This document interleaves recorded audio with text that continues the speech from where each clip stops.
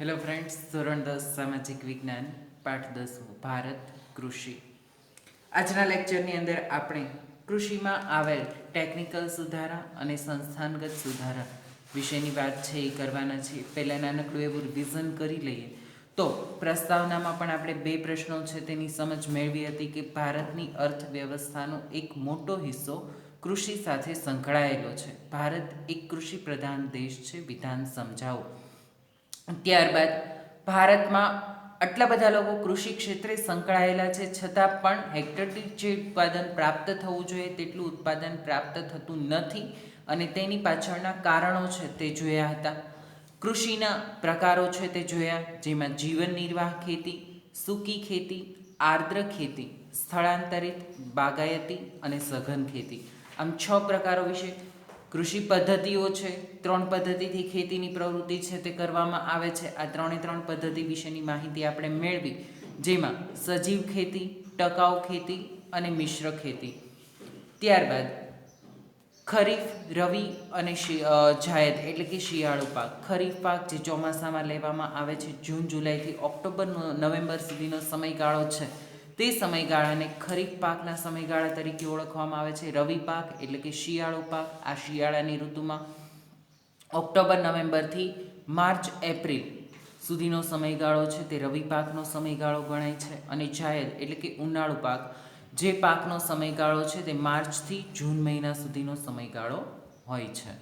ભારતની મુખ્ય કૃષિ પેદાશો, દરેક પેદાશો કેવી રીતે લેવામાં આવે છે તેની માહિતી પણ આપણે મેળવી, જેમાં ધાન્ય પાક, 6 પ્રકારના ધાન્ય પાક: ડાંગર, ઘઉં, જવ, જુવાર, બાજરી અને મકાઈ.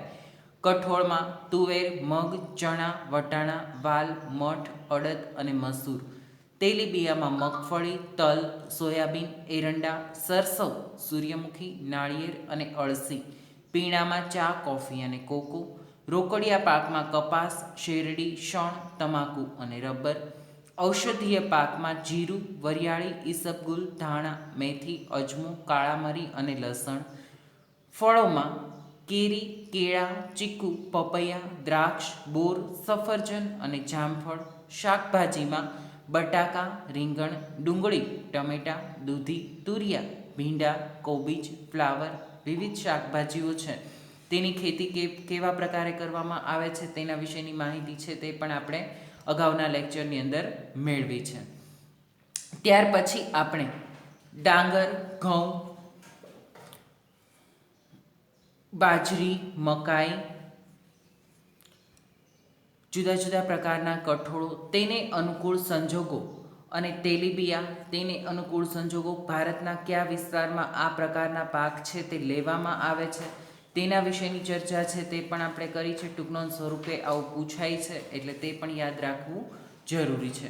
આજના લેક્ચરની અંદર આપણે કૃષિમાં આવેલ ટેકનિકલ અને સંસ્થાકીય સુધારા આપણે જોઈએ તો પહેલાંના જમાનામાં દાંતરડું, કોદાળી, પાવડો, એરણ, હળ, ગાડું જેવા ટાંચા અને સાદા સાધનો વડે ખેતી કાર્ય કરવામાં આવતું હતું. પ્રાચીન સમયમાં છે આવા કોઈ યંત્રો ન હતા, ત્યારે માત્ર આવા સિમ્પલ સાધનોનો ઉપયોગ કરીને જ કૃષિની પ્રવૃત્તિ કરવામાં આવતી હતી. તેમાં આધુનિક ઉપકરણોએ પગ પેસારો કર્યો, જે પૈકી ટ્રેક્ટર, ટ્રેલર્સ, રોટાવેટર સૌથી સામાન્ય છે. આ ઉપરાંત ઘઉંની કણકી માટે પ્રથમ થ્રેસર અને ત્યારબાદ હાર્વેસ્ટર જેવા અત્યાધુનિક ઉપકરણો વપરાવા લાગ્યા. પછી આધુનિક સમયમાં, અત્યારના સમયમાં છે તે જુદા જુદા એટલે માનવ શ્રમ કરતાં યંત્રોનું મહત્ત્વ વધ્યું અને આધુનિક સમયની અંદર આપણે જુદા જુદા યંત્રોનો ઉપયોગ કરીને ખેતીની પ્રવૃત્તિ છે તે ચાલુ કરી છે.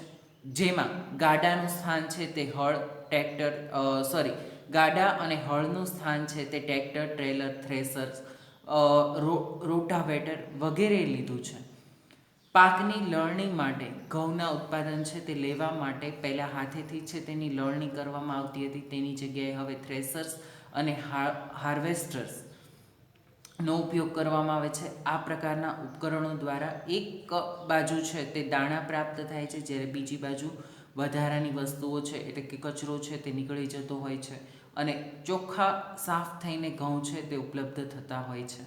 આ સિવાય રાસાયણિક ખાતરો પ્રાચીન સમયમાં છે તે માત્ર જૈવિક ખાતર એટલે કે છાણિયા ખાતરનો ઉપયોગ છે તે કરવામાં આવતો હતો. તેની જગ્યાએ અત્યારે રાસાયણિક ખાતરો, હાઇબ્રિડ બિયારણો એટલે બિયારણોની જે સુધારેલી જાત છે તેવા બિયારણો, બીટી બિયારણો એટલે કે જે બે બિયારણો ભેગા કરીને તૈયાર કરવામાં આવેલ સુધારેલ બિયારણો છે તે, જંતુનાશક દવાઓ પહેલાંના સમયમાં છે તે જંતુનાશક દવાઓની જગ્યાએ લીમડાનો અર્ક એટલે કે લીમડાનું પાણી છે તે જંતુનાશકમાં વાપરવામાં આવતું હતું. ગૌમૂત્ર અને છાશ જેવા જંતુનાશકોનો પ્રયોગ કરવામાં આવતો હતો. તેની જગ્યાએ અત્યારે અત્યાધુનિક રસાયણયુક્ત જંતુનાશક દવાઓનો ઉપયોગ કરવામાં આવે છે.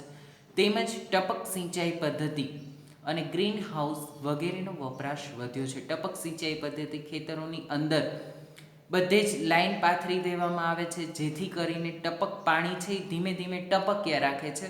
જમીનમાં ભેજનું પ્રમાણ પણ જળવાઈ રહે છે અને ઓછા પાણીથી વધારે પાક છે તે લઈ શકાય છે. ગ્રીન હાઉસ ઇફેક્ટ જમીનને હૂંફાળી રાખવાનું અને પાકને ગરમી આપવાનું કાર્ય છે તે આ ગ્રીન હાઉસ દ્વારા છે એ કરવામાં આવે છે, જેથી કરીને અત્યંત ઠંડા પ્રદેશોમાં પણ પાક છે તે લઈ શકાય છે. કૃષિ ક્ષેત્રે આવેલા ટેકનિકલ સુધારા એટલે કે નવી ટેકનોલોજીનો જે કૃષિ ક્ષેત્રે ઉપયોગ કરવામાં આવે છે, આ સુધારા વિશેની વાત કરીએ તો ભારતમાં ખેતી ક્ષેત્રે બિયારણ અને ખાતર, ખેત સાધનોમાં આવેલ પરિવર્તનને ટેકનિકલ સુધારા તરીકે ગણાય છે. વ્યાખ્યા પણ યાદ રાખજો મિત્રો કે ટેકનિકલ સુધારા એટલે શું? તો ભારતમાં ખેતી ક્ષેત્રે બિયારણ, ખાતર અને ખેત સાધનોમાં આવેલ પરિવર્તન ટેકનિકલ સુધારા તરીકે ગણાય છે. બરાબર છે? એટલે કે બિયારણ તો નવા બિયારણો, હાઇબ્રિડ બિયારણો, બીટી બિયારણોનો જે ઉપયોગ કરવામાં આવે છે. ખાતરો તો રાસાયણિક ખાતરો છે તેનો ઉપયોગ કરવામાં આવે છે. અને સાધનોની અંદર ટ્રેક્ટર, ટ્રેલર્સ, રોટાવેટર, હાર્વેસ્ટર, થ્રેસર્સ આ બધાનો ઉપયોગ કરવામાં આવે છે. તો તેને ટેકનિકલ પરિવર્તન આવેલું કહેવાય અને આ ટેકનિકલ પરિવર્તન એટલે ટેકનિકલ સુધારા. સિંચાઈ માટે ખેડૂત પહેલાં કોસ, રહેંટનો ઉપયોગ કરતો હતો. સિંચાઈ માટે એટલે કૂવામાંથી જ્યારે પાણી બહાર કાઢવું હોય ત્યારે કોસ અને રહેંટનો ઉપયોગ કરવામાં આવતો હતો, જેની સાથે બળદને જોડવામાં આવતા હતા અને બળદ જેમ જેમ ચાલે તેમ તેમ કૂવામાંથી પાણી છે તે કોસ દ્વારા કે રહેંટ દ્વારા છે તે બહાર ઠાલવવામાં આવતું હતું, એટલે કે કાઢી શકાતું હતું અને તે રીતે સિંચાઈ છે તે થતી હતી. આધુનિક પરિવર્તનના ટેકનિકલ સુધારામાં હવે તેનું સ્થાન છે તે submersible pump, monoblock pump, solar pump અને ટપક સિંચાઈ અને ફુવારા પદ્ધતિનો ઉપયોગ કરતો થયો છે.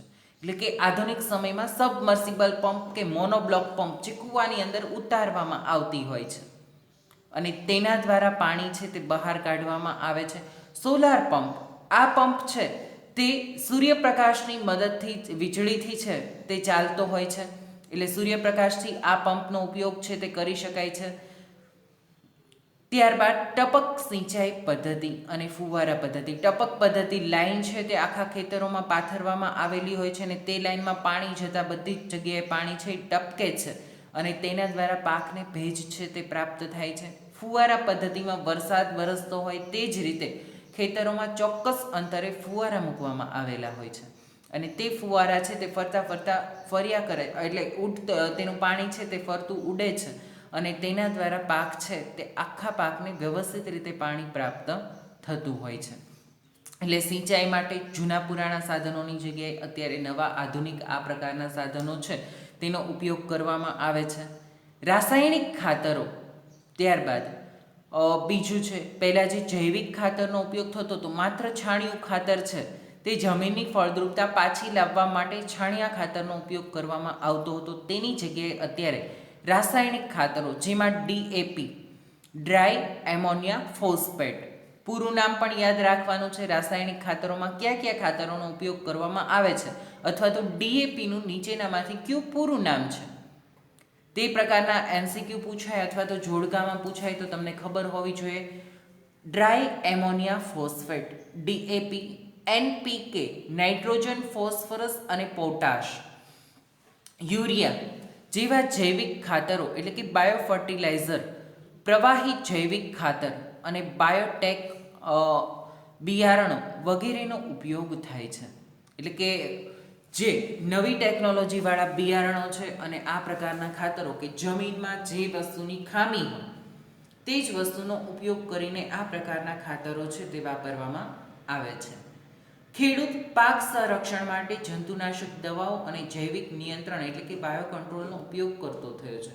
પોતાના પાકનું સંરક્ષણ થાય, બરાબર છે. ઘણીવાર પાકમાં છે તે કોઈ બીમારી આવી જતી હોય અથવા તો કોઈ જીવજંતુઓ આવી જતા હોય, આવા સમયગાળામાં પાકના સંરક્ષણ માટે ખેડૂત છે તે બાયો કંટ્રોલનો ઉપયોગ કરે છે, જેમાં જંતુનાશક દવાઓનો છંટકાવ કરવામાં આવે છે, જેથી કરીને પાકનું રક્ષણ થઈ શકે અને કોઈ પણ જીવાણુઓ દ્વારા પાકને નુકસાન ન પહોંચે. આ ઉપરાંત સરકાર દ્વારા ખેડૂતોને રેડિયો, ટીવી, વર્તમાનપત્રો, ડીડી કિસાન ચેનલ અને મોબાઈલ પર કિસાન SMS ટોલ ફ્રી નંબર 180018015551 કિસાન કોલ સેન્ટરમાં સરકારના ખેડૂત વેબ પોર્ટલ, આઈ ખેડૂત અને એગ્રી માર્કેટ જેવી મોબાઈલ એપ દ્વારા સતત માહિતી, નવી તકનીકો અને માર્ગદર્શન પૂરું પડાય છે. આ રીતે છે તે ખેડૂતોને આપણે એક વન બાય વન સમજીએ તો રેડિયો, ટીવી અને વર્તમાનપત્રો, ડીડી કિસાન ચેનલ, બરાબર છે. આ બધી ચેનલ દ્વારા છે એમાં સતત કૃષિને લગતા થયેલા નવા સંશોધનો, કૃષિની આધુનિક પદ્ધતિઓ, તેના ભાવ સહિત દરેક ચીજવસ્તુઓની માહિતી પૂરેપૂરી આપવામાં આવે છે અને ખેડૂતોને તેના દ્વારા નવી માહિતી પ્રાપ્ત થાય છે. દરેક વિસ્તારોની અંદર મોટા ભાગે છે તે પ્રાદેશિક ભાષામાં જ તેની માહિતી છે તે આપવામાં આવતી હોય છે, જેથી કરીને ખેડૂત તેને સમજી શકે અને તેનો ઉપયોગ છે તે કરી શકે, વ્યવહારમાં તેનો અમલ કરી શકે.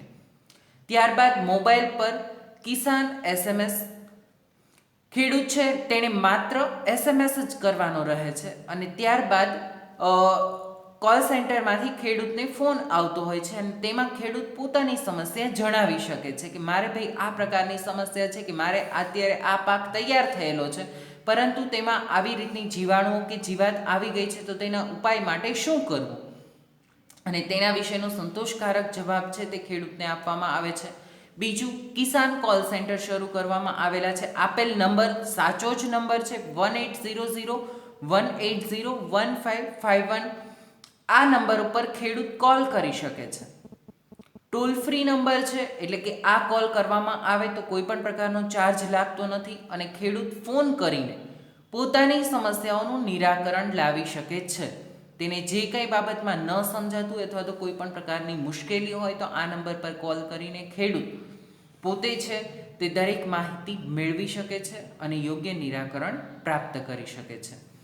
MCQમાં પણ પૂછાઈ શકે એવો પ્રશ્ન છે કે ખેડૂતને કોઈ પણ પ્રકારની વ્યવહારુ પ્રશ્ન પૂછાય તો એવી રીતે પ્રશ્ન પૂછવામાં આવે કે ખેડૂતને અત્યારે વરસાદ નથી અને સિંચાઈની સગવડતા ન હોય તો ખેતીમાં કયો પાક લઈ શકાય તે જાણવા માટે ખેડૂતે કયા નંબર પર ફોન કરવો જોઈએ, બરાબર છે. અથવા તો ખેડૂતની કોઈ પણ સમસ્યા મૂકેલી હોય અને એવો પ્રશ્ન પૂછાય કે આ સમસ્યાના નિરાકરણ માટે ખેડૂતે કયા નંબર પર ફોન કરવો જોઈએ, બરાબર છે. તો 180018015551 એટલે કે 1800-180-1551 ઉપર તેને ફોન કરવાનો છે. સરકાર ખેડૂત વેબ પોર્ટલ, આઈ ખેડૂત તથા એગ્રી માર્કેટ જેવી મોબાઈલ એપ, મોબાઈલમાં એપ્લિકેશન પણ આવે છે એગ્રી માર્કેટ, બરાબર છે, જેમાં ખેતીને લગતી દરેક માહિતી છે તે ખેડૂતોને પ્રાપ્ત થાય છે. બજારમાં અત્યારે કઈ ચીજ વસ્તુના કયા ભાવ ચાલી રહ્યા છે તેના વિશેની માહિતી પણ ખેડૂતને પ્રાપ્ત થાય છે. ગ્રામ વિસ્તારોમાં કૃષિ સંશોધનો અને નવી તકનીકો એટલે કે ટેકનોલોજીનો પ્રચાર પ્રસાર ગ્રામ સેવકો દ્વારા ખેડૂતો સુધી પહોંચાડાય છે. એટલે કે ગ્રામ્ય વિસ્તારોની અંદર કૃષિ ટેકનોલોજી એટલે કે ખેતી ક્ષેત્રે જે ટેકનોલોજી આવેલી છે તેનો પ્રચાર પ્રસાર ગ્રામ્ય કક્ષાના ખેડૂતો સુધી પહોંચાડવામાં આવે છે. સરકાર દરેક જિલ્લામાં જિલ્લા મથકે ખેડૂત તાલીમ કેન્દ્રની સ્થાપના કરી છે, જેમાં ખેડૂતોને પ્રશિક્ષિત કરાય છે. એટલે કે દરેક જિલ્લાના જિલ્લા કેન્દ્ર ખાતે શિબિરનું ને એવું બધું આયોજન પણ કરવામાં આવતું હોય છે અને જિલ્લા તાલીમ કેન્દ્રમાં ખેડૂતોને શિક્ષણ આપવામાં આવે છે. તે શિક્ષણ માત્ર કૃષિને લગતું હોય છે, જેથી કરીને ખેડૂત છે તે કૃષિ ક્ષેત્રે આવેલ નવા સુધારાઓ અને નવી ટેકનોલોજીથી પરિચિત થાય અને સારામાં સારી રીતે ખેતી કરીને વધુમાં વધુ ઉત્પાદન પ્રાપ્ત કરી શકે. તે માટે ખેડૂતોને પ્રશિક્ષિત કરવામાં આવે છે. ખેડૂતોને પ્રશિક્ષિત જાતે થવું હોય તો તે ક્યાં જઈને થઈ શકશે? તો ખેડૂત તાલીમ કેન્દ્ર, જિલ્લા મથકે આવેલ ખેડૂત તાલીમ કેન્દ્રની અંદર ખેડૂતને આ પ્રકારની તાલીમ એટલે કે ટ્રેનિંગ આપવામાં આવે છે. ગુજરાતમાં કૃષિ મેળાઓ અને ખેડૂતોને અદ્યતન માહિતી અને માર્ગદર્શન અપાય છે. કૃષિ મેળાઓનું આયોજન પણ ગુજરાત રાજ્યની અંદર કરવામાં આવે છે. આ કૃષિ મેળાની અંદર ખેડૂતોને આધુનિક માહિતી આપવામાં આવે છે અને માર્ગદર્શન પણ આપવામાં આવે છે. દરેક રાજ્યમાં કૃષિ યુનિવર્સિટીની સ્થાપના કરવામાં આવી છે. દરેક રાજ્યની અંદર કૃષિ યુનિવર્સિટી, જ્યાં માત્ર ખેતીને લગતા એટલે કે એગ્રીકલ્ચરને લગતો જ અભ્યાસ છે તે કરાવવામાં આવે છે. એટલે કૃષિને લગતા નવા સંશોધનો અને તેના વિશેની માહિતી છે તે આપવામાં આવતી હોય છે અને તેના અંગેનું શિક્ષણ છે તે આપવામાં આવે છે, જેથી કરીને શિક્ષિત ખેડૂતો અને કૃષિ ક્ષેત્રે નવા સુધારાઓ અને ટેકનોલોજીનો ખ્યાલ વિદ્યાર્થીઓ મેળવી શકે અને કૃષિ ક્ષેત્રે પણ તેઓ રોજગારી પ્રાપ્ત કરી શકે તે માટેના પ્રયાસો કરવામાં આવે છે. ગુજરાતમાં દાંતીવાડા, જૂનાગઢ, આણંદ અને નવસારી ખાતે કૃષિ યુનિવર્સિટીઓ સ્થાપવામાં આવી છે. ગુજરાતની અંદર આટલી બધી કૃષિ યુનિવર્સિટીઓ આવેલી છે, જેમાં દાંતીવાડા, જૂનાગઢ, આણંદ અને નવસારી 4 જગ્યાએ કૃષિ યુનિવર્સિટીઝની સ્થાપના કરવામાં આવી છે. તેઓ ખેતી ક્ષેત્રે નવા સંશોધનો કરે છે અને કૃષિવિદો એટલે કે ખેડૂતો છે તેના પુત્રને જો કૃષિ ક્ષેત્રે અભ્યાસ મેળવીને તે જ ક્ષેત્રમાં આગળ વધવું હોય તો કૃષિવિદો પણ તૈયાર કરે છે. આ ઉપરાંત કૃષિ ક્ષેત્રે સંશોધન કરતી ICAR, તેનું પૂરું નામ પૂછાય છે. DAREનું પણ પૂરું નામ પૂછાય છે. ICARનું પૂરું નામ છે Indian council of agriculture research, જે ભારતની કૃષિ ક્ષેત્રે સંશોધન કરવાનું કાર્ય કરતી સંસ્થા છે. ICAR Indian council agriculture research, બરાબર, Indian council of agriculture research, અને DARE department of agriculture and education, department of agriculture and education વગેરે સંસ્થાઓ કાર્યરત છે. એટલે કે કૃષિ ક્ષેત્રે આ સંસ્થાઓ કાર્ય કરે છે. આમ સંસ્થાકીય સુધારાઓ ભારતમાં છે. ત્યારબાદ કૃષિ ક્ષેત્રે આવેલ સંસ્થાકીય સુધારાઓ.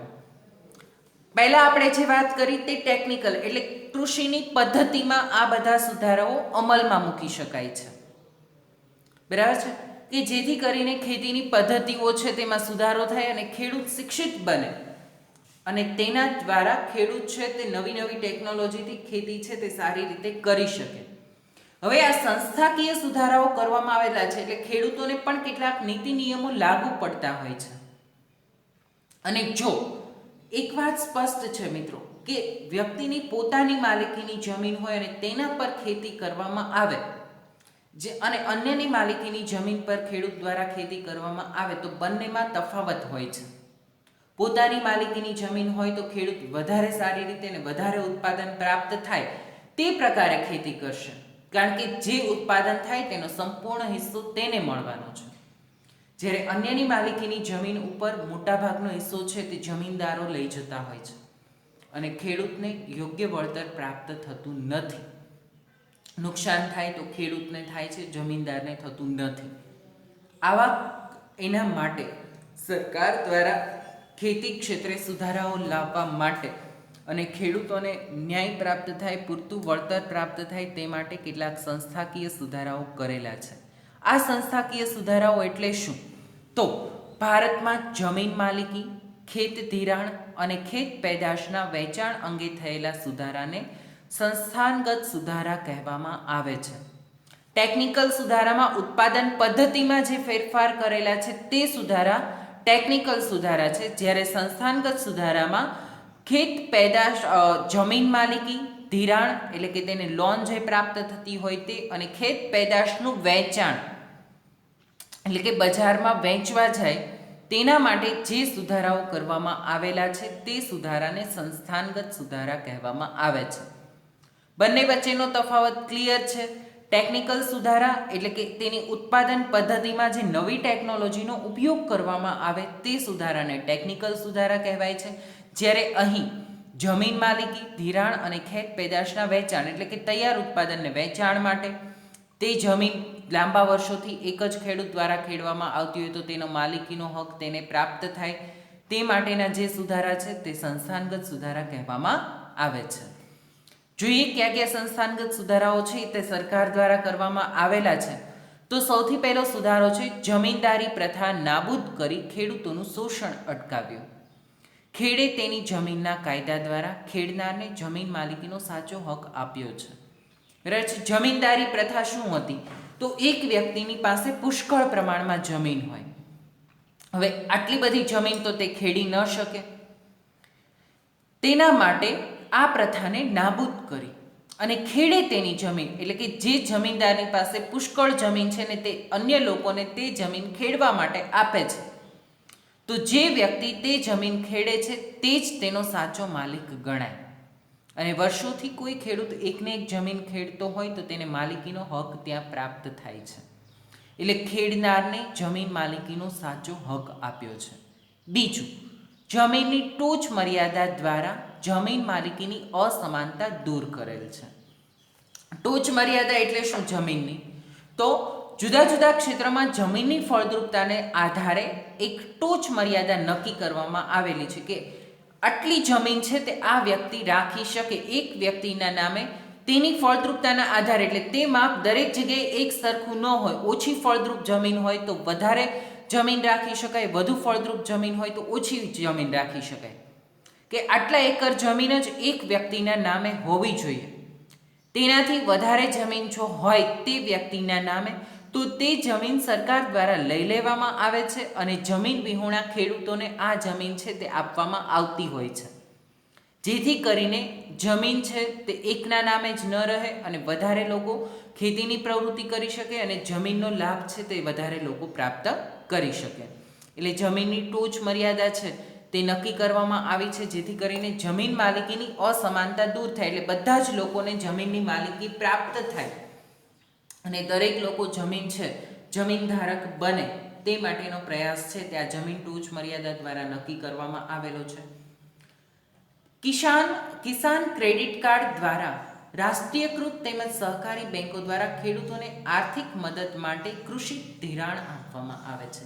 કિસાન ક્રેડિટ કાર્ડ એટલે ખેડૂતોને ક્રેડિટ કાર્ડ આપવામાં આવેલું હોય છે અને તે ક્રેડિટ કાર્ડ દ્વારા ખેડૂત છે તે સહકારી અથવા તો રાષ્ટ્રીયકૃત બેંકો હોય છે તેમાંથી ધિરાણ લોન સ્વરૂપે રકમ લઈ શકે છે, જેના માટે તેને કોઈ વાહન ખરીદવું એટલે કે ટ્રેક્ટર કે એવું કંઈ ખરીદવું હોય, મોટર લેવી એટલે કે સબમર્સિબલ પંપ ને એ બધું લેવું હોય, અથવા તો જંતુનાશક દવાઓ કે બિયારણો કે એનો કોઈ ટેકનોલોજીનો ઉપયોગ કરવો હોય તો તેના માટે ખેડૂત છે ત્યાં ક્રેડિટ કાર્ડની મદદથી પોતે છે તે ધિરાણ પ્રાપ્ત કરી શકે છે અને લોન સ્વરૂપે આ નાણાં છે તે મેળવીને પોતે છે તે નવી ટેકનોલોજીનો ઉપયોગ કરી શકે તે માટેનો આ પ્રયાસ છે.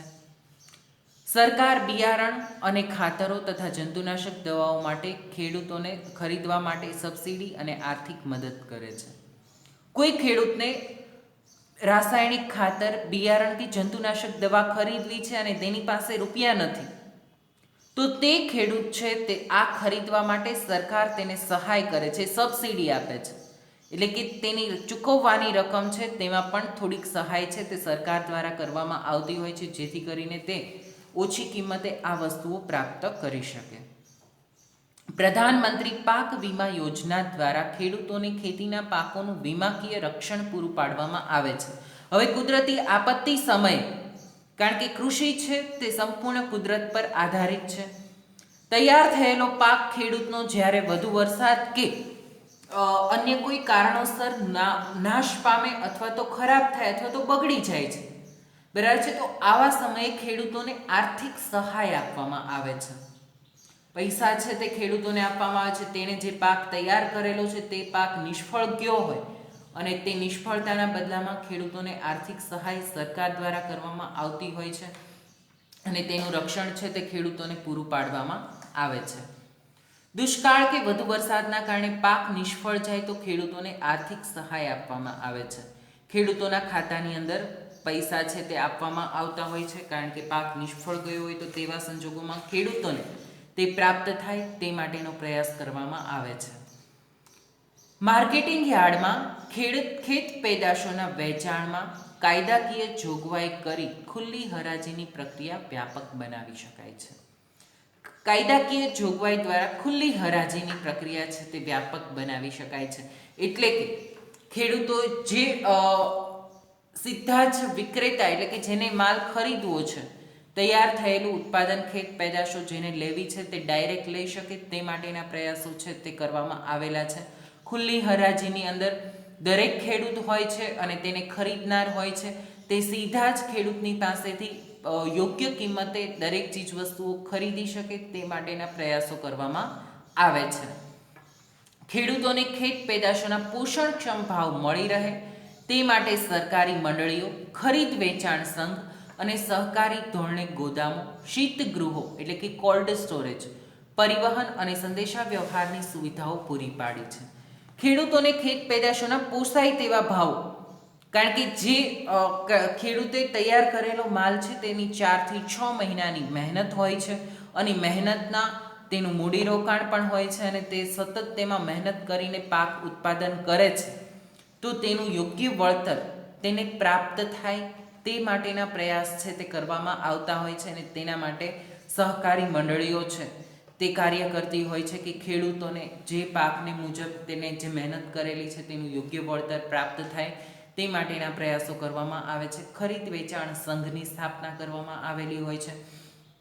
જે સંઘ છે તે ઘણી વખત ચીજ વસ્તુઓના ભાવ અત્યંત ઓછા થઈ ગયેલા હોય તો તેવી ચીજ વસ્તુઓ છે તેને ટેકાના ભાવે ખરીદી કરે છે. સહકારી ધોરણે ગોદામો, ખેડૂતોની પાસે ઉત્પાદિત થયેલો માલ તૈયાર છે, બરાબર છે, પરંતુ તેની કિંમત અત્યારે બજારમાં ઓછી છે તો તેને વેચવો ન હોય તો ગોદામોની અંદર તે રાખી શકે છે અને યોગ્ય કિંમત તેને પ્રાપ્ત થતાં તે સમયે તે વેચી શકે તે માટે ગોદામોની વ્યવસ્થા કરવામાં આવી છે. શીતગૃહો, કોલ્ડ સ્ટોરેજ, ફળો શાકભાજી બગડી જતા હોય અને યોગ્ય કિંમત તેને પ્રાપ્ત થતી ન હોય તો તે ફળો કે શાકભાજી છે તેને કોલ્ડ સ્ટોરેજની અંદર રાખી શકે છે, જ્યાં તે બગડતા નથી અને તેને સાચવી શકાય છે. યોગ્ય કિંમત પ્રાપ્ત થતાં તે ખેડૂત તે વસ્તુઓને વેચાણ માટે બજારમાં મૂકી શકે છે.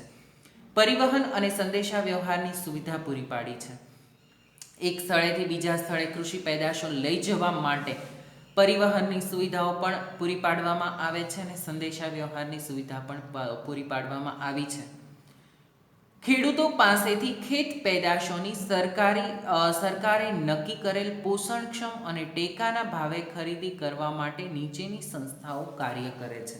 એટલે કે પોષણક્ષમ તેવા ભાવોથી ખરીદવા માટે આ 3 સંસ્થાઓ છે તે કાર્ય કરે છે, જે ટેકાના ભાવે એટલે કે બજારમાં ઉપલબ્ધ ભાવ કરતાં વધારે ભાવ આપે છે, જેથી કરીને ખેડૂતોને આર્થિક સહાય થઈ શકે તે પ્રકારે ટેકાના ભાવે આ ચીજ વસ્તુઓની ખરીદી કરાવે છે. જેમાં 3 સંસ્થાઓ કાર્ય કરે છે: ભારતીય રાષ્ટ્રીય કૃષિ સહકારી વિપણન સંઘ, national agriculture cooperative marketing federation of India NAFED, બીજું ગ્લોબલ તેલીબિયા ઉત્પાદક સંઘ, ગુજરાત કોઓપરેટિવ ઓઇલસીડ્સ ગ્રોસ ફેડરેશન અને રાષ્ટ્રીય ડેરી વિકાસ નિગમ NDDB, national dairy development board. આ 3 સંસ્થાઓ છે તે ટેકાના ભાવે ખેડૂત પાસેથી ચીજવસ્તુઓની ખરીદી કરે છે અને ખેડૂતોને યોગ્ય વળતર પ્રાપ્ત થાય તે માટેના પ્રયત્ન છે તે આ 3 સંસ્થાઓ દ્વારા કરવામાં આવે છે. MCQમાં અથવા તો MCQમાં એમ પૂછાય કે કઈ સંસ્થા ખરીદી કરતી નથી અને આ 3 સંસ્થાના નામ આપેલા હોય તો આ સિવાયની અન્ય સંસ્થા છે તે ખરીદી કરતી નથી, તે તમારે યાદ રાખવાનું છે. કૃષિ ક્ષેત્રે સંશોધન માટે પણ એક સંસ્થા આપણે જોઈ, ICAR Indian council of agriculture and research, અને DARE department of agriculture and research નામની સંસ્થા છે, રિસર્ચ એન્ડ એજ્યુકેશન DARE. તે અને પૂરા નામની અંદર આપણે DAP અને NPK ડ્રાય એમોનિયા ફોસ્ફેટ અને NPK એટલે કે નાઇટ્રોજન ફોસ્ફરસ એન્ડ પોટાશ એટલે કે અને પોટાશ આ દ્વારા છે તે પૂરા નામો છે તે જોયા. હવે પછીનો આપણો ટોપિક છે તે હરિયાળી ક્રાંતિ છે, તે નેક્સ્ટ લેક્ચરની અંદર જોશું અને પાઠ પણ પૂર્ણ થશે ત્યારે હરિયાળી ક્રાંતિ વિશેની ચર્ચા હવે પછીના લેક્ચરમાં કરશું. આજના લેક્ચરનું તમારું હોમવર્ક છે તેમાં કૃષિ ક્ષેત્રે આવેલ ટેકનિકલ સુધારાઓ વિગતવાર જણાવો, એટલે કે ટેકનિકલ સુધારા આપણે જે કંઈ ભણ્યા છીએ તે દરેક ટેકનિકલ સુધારાઓ છે તેની વ્યાખ્યા આપીને ટેકનિકલ સુધારાઓ લખવાના છે. અને સંસ્થાકીય સુધારાઓ ટૂંક નોંધ લખો. કૃષિ ક્ષેત્રે આવેલ સંસ્થાકીય સુધારા પણ આજે આપણે ભણ્યા છે. તે બંને મુદ્દા છે તે વ્યવસ્થિત રીતે લખવાના છે અને પાકા પણ કરવાના છે, કારણ કે વારંવાર તે પૂછાતા હોય છે. હવે પછીના લેક્ચરની અંદર આપણે હરિયાળી ક્રાંતિ વિશે જોશું. ત્યાં સુધી રાખીએ છીએ. Thank you.